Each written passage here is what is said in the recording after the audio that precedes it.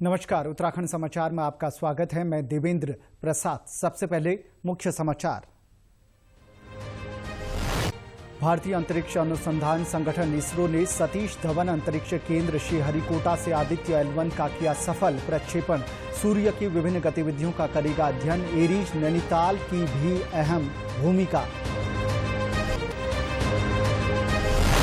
मुख्यमंत्री पुष्कर सिंह धामी ने Uttarakhand global investors summit का लोगो और वेबसाइट की लॉन्च। दिसंबर माह में प्रस्तावित है ग्लोबल इन्वेस्टर्स समिट। 2,50,000 करोड़ रुपए के निवेश का रखा गया लक्ष्य। मसूरी गोलीकांड की बरसी पर मुख्यमंत्री ने पुष्प चक्र अर्पित कर दी श्रद्धांजलि। कहा, शहीदों की भावनाओं के अनुरूप काम कर रही है सरकार। शहीद स्थल पर शेड निर्माण की घोषणा।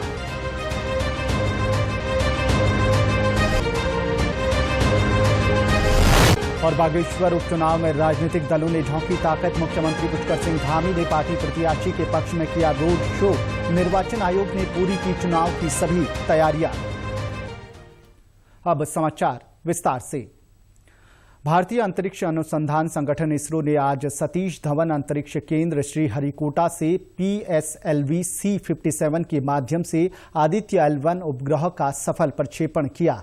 इसके साथ ही सूर्य के अध्ययन के मिशन की दिशा में भारत ने अपना कदम बढ़ा दिया है। आदित्य L1 4 महीने की अवधि में लैग्रेंज 1 बिंदु पर पहुंच जाएगा, जहां सूर्य और पृथ्वी के गुरुत्वाकर्षण बल आकर्षण और प्रतिकर्षण के उन्नत क्षेत्र उत्पन्न करते हैं। आदित्य L1 मिशन का उद्देश्य सौर हवाओं और सूर्य के वातावरण का अध्ययन करना है। इस उपग्रह में प्रकाशमंडल, क्रोमोस्फीयर और सूर्य की सबसे बाहरी परतों अर्थात कोरोना का निरीक्षण करने के लिए 7 पेलोड हैं।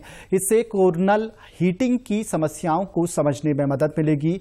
वहीं आर्यभट्ट प्रक्षेपण विज्ञान शोध संस्थान एरीज नैनीताल में आदित्य L1 के प्रक्षेपण कार्यक्रम का सीधा प्रसारण देखा गया। एरीज के कई वैज्ञानिक इस मिशन से सीधे तौर पर जुड़े हुए हैं और इसरो में मौजूद हैं। एरीज के वैज्ञानिक डॉक्टर वीरेंद्र यादव ने बताया कि इस मिशन में एरीज भी महत्वपूर्ण भूमिका निभा रहा है। उन्होंने बताया कि Aries Aditya L1 support cell का काम कर रहा है। उन्होंने बताया कि इस मिशन के जरिए सूर्य से मिलने वाले प्रकाश और वहां होने वाले गतिशील परिवर्तन और विस्फोटक घटनाओं पर नजर रखी जाएगी। उन्होंने बताया कि इस मिशन के जरिए सूर्य से मिलने वाले प्रकाश और वहां होने वाले गतिशील परिवर्तन और विस्फोटक घटनाओं पर नजर रखी जाएगी। तो इसरो की सहायता से एरीज में आदित्य L1 सपोर्ट सेल की स्थापना की गई है। हमारे निदेशक उसके अध्यक्ष हैं। तो इस सपोर्ट सेल के माध्यम से भारत भर में अलग अलग जगहों पे कई कार्यशालाएं आयोजित की जाती हैं। हमने अभी तक 4 कार्यशालाएं कर ली हैं। 5वीं कार्यशाला अभी सितंबर के अंत में IIT कानपुर में होने वाली है। तो इन कार्यशालाओं के माध्यम से करीब 150 लोगों को प्रशिक्षण दिया जा चुका है। मुख्यमंत्री पुष्कर सिंह धामी ने उत्तराखंड ग्लोबल इन्वेस्टर्स समिट का लोगो और वेबसाइट लॉन्च कर दी है। देहरादून में आयोजित एक कार्यक्रम में मुख्यमंत्री ने समिट के लोगो और वेबसाइट का अनावरण करने के दौरान कहा कि इस बार इन्वेस्टर्स समिट में 2,50,000 करोड़ रुपए के निवेश का लक्ष्य रखा गया है। राज्य सरकार ने निवेश को बढ़ावा देने के लिए नीतियों में सुधार भी किए हैं और नई नीतियों को भी लागू किया है। विभिन्न क्षेत्रों के लिए 27 नीतियां प्रख्यापित की गई हैं। उन्होंने कहा कि राज्य में 6,000 एकड़ का लैंड बैंक भी तैयार किया गया है। Uttarakhand global investors summit Dehradun में दिसंबर माह में प्रस्तावित है, जिसके लिए सरकार तैयारियों में जुटी है। मुख्यमंत्री ने कहा कि राज्य सरकार उद्योग जगत और प्रमुख औद्योगिक संगठनों से लगातार संपर्क में है। उद्योग जगत से मिल रहे सुझावों को बहुत ही प्रमुखता से लिया गया है। उसी आधार पर नीतियों में सुधार किया गया है। मुख्यमंत्री ने कहा कि प्रदेश में उद्योग और निवेश के अनुकूल बने माहौल से उद्योगपतियों में बहुत उत्साह है। उन्होंने कहा कि जो उद्योग पहले से उत्तराखंड में स्थापित हैं, उन्होंने भी अपना विस्तार करने की बात कही है। इन्वेस्टर्स समिट केवल उद्योग विभाग का कार्यक्रम नहीं है, बल्कि सभी विभाग इससे जुड़े हैं। ग्लोबल इन्वेस्टर्स समिट है 2023 की, उसका लोगो और वेबसाइट लॉन्च की गई है और ये लगातार आज हमारा विधिवत रूप से अब प्रोग्राम है औपचारिक रूप से प्रारंभ हो गया है और अभी तक लगभग 16,000 करोड़ रुपए की जो ग्राउंडिंग हमने 25,000 करोड़ का जो लक्ष्य लिया था इसमें हो गई है और बहुत सारे उद्योग समूह, देश के बहुत सारे इंडस्ट्री लीडर हमारे लगातार संपर्क में हैं, लगातार संवाद कर रहे हैं और 6000 एकड़ लैंड बैंक इसमें अभी तक बनाया जा चुका है। इस दौरान मुख्य सचिव डॉक्टर एस संधू ने कहा कि उत्तराखंड ग्लोबल इन्वेस्टर समिट के लोगों में उत्तराखंड की विशेषताओं को प्रदर्शित किया गया है। पहले लोग यहां शांति के लिए आते थे, अब पर्यटन और निवेश के लिए आ रहे हैं। पर्यटन, योग, वेलनेस, सर्विस सेक्टर, कृषि और हॉर्टिकल्चर पर राज्य सरकार फोकस कर रही है। उन्होंने कहा कि प्रदेश सरकार राज्य के नागरिकों की क्वालिटी ऑफ लाइफ में सुधार करने का प्रयास कर रही है। मुख्यमंत्री पुष्कर सिंह धामी ने मसूरी में शहीद स्मारक पर पुष्प चक्र अर्पित कर शहीद राज्य आंदोलनकारियों को श्रद्धांजलि दी। इस अवसर पर मुख्यमंत्री ने मसूरी में शहीद राज्य आंदोलनकारियों के परिवारजनों को सम्मानित भी किया। उन्होंने कहा कि उत्तराखंड राज्य आंदोलनकारियों ने जिस उद्देश्य से अलग राज्य की मांग की थी, उसके अनुरूप ही राज्य को आगे बढ़ाने के लिए सरकार लगातार काम कर रही है। इस अवसर पर मुख्यमंत्री ने घोषणा की कि मसूरी शहीद स्थल पर शेड का निर्माण किया जाएगा। उन्होंने कहा कि राज्य आंदोलनकारियों और उनके आश्रितों के लिए सरकार हर संभव सुविधाएं देने का प्रयास कर रही है। मुख्यमंत्री ने कहा कि 2 सितंबर 1994 में मसूरी गोलीकांड की घटना हमेशा हमारे स्मरण में रहेगी। पुलिस की तानाशाही और हट धर्मिता को सबने देखा, जो उस समय की सरकार ने योजनाबद्ध तरीके से करवाया। इस गोलीकांड में हमारे 6 आंदोलनकारी शहीद हो गए थे और कई घायल हो गए थे। उत्तराखंड राज्य निर्माण में हमारी मातृशक्ति की महत्वपूर्ण भूमिका रही। राज्य आंदोलनकारियों के सपनों को पूरा करने के लिए हम सबको प्रदेश के विकास में मिलकर योगदान देना होगा। उन्होंने कहा कि स्कूलों और सड़कों का नाम संबंधित क्षेत्रों के शहीद राज्य आंदोलनकारियों के नाम पर करने की दिशा में सरकार लगातार कार्य कर रही है। आज मैं कहना चाहता हूं कि हम लोगों को ये राज्य बहुत शहादत से मिला है, बहुत आंदोलन से मिला है। यह बात न हम भूले हैं, न भूलेंगे, न आने वाली पीढ़ियों को भी भूलने देंगे। हमारी आने वाली पीढ़ी भी इस हकीकत को समझे कि यह राज्य उनको कितने संघर्षों से मिला है।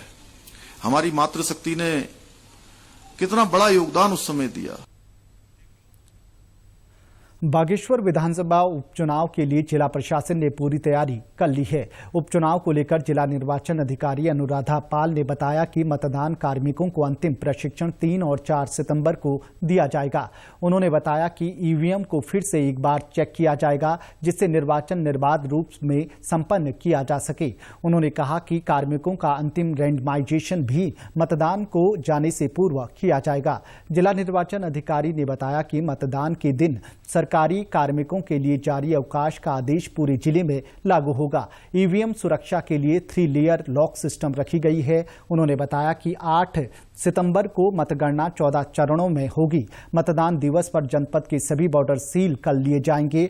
3 सितंबर की शाम 5 बजे चुनाव प्रचार बंद हो जाएगा। सुरक्षा को देखते हुए सभी जरूरी कदम उठाए जा रहे हैं। ये हमारी जो इलेक्शन की तैयारियां है वो पूरी हो गई है। कल हमने जो भी ईवीएम्स हमारे स्ट्रॉन्ग रूम में रखे हुए हैं तैयार करके डबल लॉक में, और हमारी 3 लेयर सिक्योरिटी वहां पर लगी हुई है। काउंटिंग हॉल्स हमारे तैयार हैं। सामग्री हमारी सारी बन चुकी है, उनके बैग्स रेडी हैं। तो कल 3 तारीख को हम जो पोलिंग पर्सनल्स हैं उनको सामग्री वितरित करा देंगे, और उनका जो रैंडमाइजेशन होगा वो रैंडमाइजेशन 3 तारीख को ही होगा। ऑब्जर्वर सर उसके लिए टाइम दे देंगे, तो जब भी हमें टाइम देंगे 11 बजे देंगे या शाम को देंगे, तो वो उस टाइम पर हम उनको रैंडमाइजेशन कर देंगे इन द प्रेजेंस ऑफ जितने भी पॉलिटिकल पार्टी के जो भी हमारे रिप्रेजेंटेटिव्स हैं, कैंडिडेट के जो भी रिप्रेजेंटेटिव हैं, उनकी उपस्थिति में होगा। पूरा वीडियोग्राफी उसकी होगी। उसके बाद ड्यूटी सील हो जाएगी। बागेश्वर उपचुनाव को लेकर राजनीतिक दलों खासकर भाजपा और कांग्रेस ने पूरी ताकत झोंक दी है। आज मुख्यमंत्री पुष्कर सिंह धामी ने गरुड़ और बागेश्वर शहर में पार्टी प्रत्याशी पार्वती दास के समर्थन में रोड शो कर जनता से वोट मांगी। मुख्यमंत्री ने कहा कि मातृशक्ति का समर्थन हमेशा भाजपा को मिलते आया है। उन्होंने कहा कि ये चुनाव आम चुनाव नहीं है। बागेश्वर उपचुनाव देश के परिदृश्य का चुनाव है। मुख्यमंत्री ने कहा कि स्वर्गीय चंदन राम दास की स्वच्छ छवि आज भी लोगों के जेहन में है। उन्होंने दावा किया कि पार्टी बड़े अंतर से चुनाव जीतेगी। तो मैं पूरी यहाँ में सबका देखकर मैं ये कह सकता हूँ कि सब लोग एल चंदन रामदास जी श्रद्धांजलि दिनखिना उन्हें धर्मपत्नी पार्वती दास जी अगिल को जो है सब लोग आशीर्वाद देने को नागरिक। कांग्रेस भी उपचुनाव में पूरी ताकत से लड़ रही है। इस बात का अंदाजा इससे लगाया जा सकता है कि पूर्व मुख्यमंत्री हरीश रावत, प्रदेश अध्यक्ष करण माहरा, नेता प्रतिपक्ष यशपाल आर्य और पूर्व प्रदेश अध्यक्ष गणेश गोदियाल समेत अन्य बड़े नेता चुनाव प्रचार की कमान थामे हैं। पूर्व मुख्यमंत्री हरीश रावत ने कहा कि उनके कार्यकाल में भी 3 उपचुनाव हुए हैं जिनमें जीत हासिल हुई। इस बार भी कांग्रेस को जीत मिलेगी। 2007 से 2022 तक लगातार 4 बार भाजपा के चंदन रामदास इस सीट से चुनाव जीते। उनके निधन के चलते खाली हुई इस सीट पर उनकी पत्नी को उपचुनाव में भाजपा ने मैदान में उतारा है, जबकि कांग्रेस ने बसपा और आम आदमी पार्टी से चुनाव लड़ चुके बसंत कुमार को चुनाव मैदान में उतारा है। समग्र शिक्षा अभियान और SCERT की ओर से राजकीय आदर्श इंटर कॉलेज पौड़ी में अन्न एक मूल्यवर्धित पौष्टिक या भ्रांति आहार विषय पर जनपद स्तरीय विज्ञान संगोष्ठी आयोजित की गई। केंद्रीय विश्वविद्यालय श्रीनगर के डॉक्टर बी गोपाला रेड्डी परिसर के associate professor doctor Manish Uniyal ने कहा कि मोटा अनाज पौष्टिकता से भरपूर होता है। मोटे अनाज में मिनरल्स, विटामिन और रोग प्रतिरोधक क्षमता होती है। जो हमारा मोटा अनाज है ये पौष्टिकता से भरपूर है। इसमें मिनरल्स, विटामिन्स से भरपूर ये हमारा अन्न होता है और ये बच्चों को रोग प्रतिरोधक क्षमता को बढ़ाता है, बीमारियों से दूर रखता है। तो बच्चों को यही मैसेज दिया कि अधिक से अधिक मात्रा में इस मोटे अनाज का, जैसे टूडा, झंगरा, हमारे पारंपरिक जो हमारी खाद्य पदार्थ है इनका सेवन करें। हमारे जंक फूड्स हैं, जो हमारे चाइनीज फूड्स हैं। कार्यशाला में शामिल छात्रों का कहना है कि इसके जरिए उनको उन चीजों के फायदे पता चले। ये भी बताया कि हमारे पारंपरिक भोजन रोगों को दूर करने में भी कारगर हैं। फायदे बताए हैं कि हमें क्यों मिलेट्स खाने चाहिए, क्यों मिलेट्स का उत्पादन करना चाहिए और हमें मैगी वगैरह ऐसे नूडल्स चीज़ें नहीं खानी चाहिए जो चाइनीज़ फूड है। हमें अपने पारंपरिक भोजन को ज़्यादा खाना चाहिए और इसे ही बढ़ावा देना चाहिए। और मैं यही कहना चाहूँगा कि हम भी मिलेट्स खाएं और मिलेट्स को आगे बढ़ाएं। प्रदेश के अधिकांश हिस्सों में आज आमतौर पर मौसम साफ बना रहा। मौसम विज्ञान केंद्र देहरादून से प्राप्त जानकारी के अनुसार राज्य के मैदानी हिस्सों में तापमान सामान्य से अधिक है। राजधानी देहरादून का अधिकतम तापमान आज करीब 35 डिग्री जबकि पंतनगर का अधिकतम तापमान 36 डिग्री के आसपास दर्ज किया गया। इस बीच मौसम विभाग ने आने वाले दिनों में राज्य के अधिकांश हिस्सों में मौसम साफ बने रहने का अनुमान व्यक्त किया है। विभाग ने अगले 5 दिनों में पिथौरागढ़, बागेश्वर और नैनीताल में कहीं कहीं छुटपुट बूंदाबांदी होने की संभावना भी व्यक्त की है। प्रदेश के समाचारों में बस इतना ही। चलते चलते मुख्य समाचार एक बार फिर। भारतीय अंतरिक्ष अनुसंधान संगठन इसरो ने सतीश धवन अंतरिक्ष केंद्र श्रीहरिकोटा से आदित्य L1 का किया सफल प्रक्षेपण। सूर्य की विभिन्न गतिविधियों का करेगा अध्ययन। एरीज, नैनीताल की भी अहम भूमिका।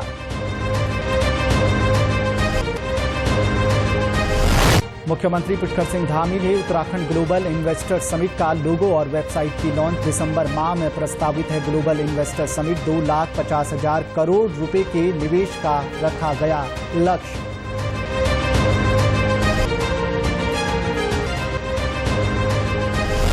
मसूरी गोलीकांड की बरसी पर मुख्यमंत्री ने पुष्प चक्र अर्पित कर दी श्रद्धांजलि। कहा, शहीदों की भावनाओं के अनुरूप काम कर रही है सरकार। शहीद स्थल पर शेड निर्माण की घोषणा।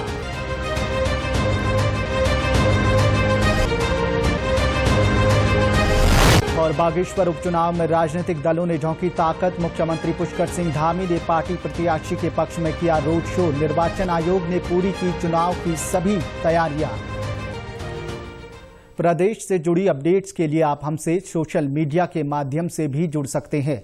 हमारा ट्विटर हैंडल है DD News_देहरादून। हमारा फेसबुक पेज है DD News उत्तराखंड और हमारे YouTube channel DD News Uttarakhand को भी आप सब्सक्राइब कर सकते हैं। नमस्कार।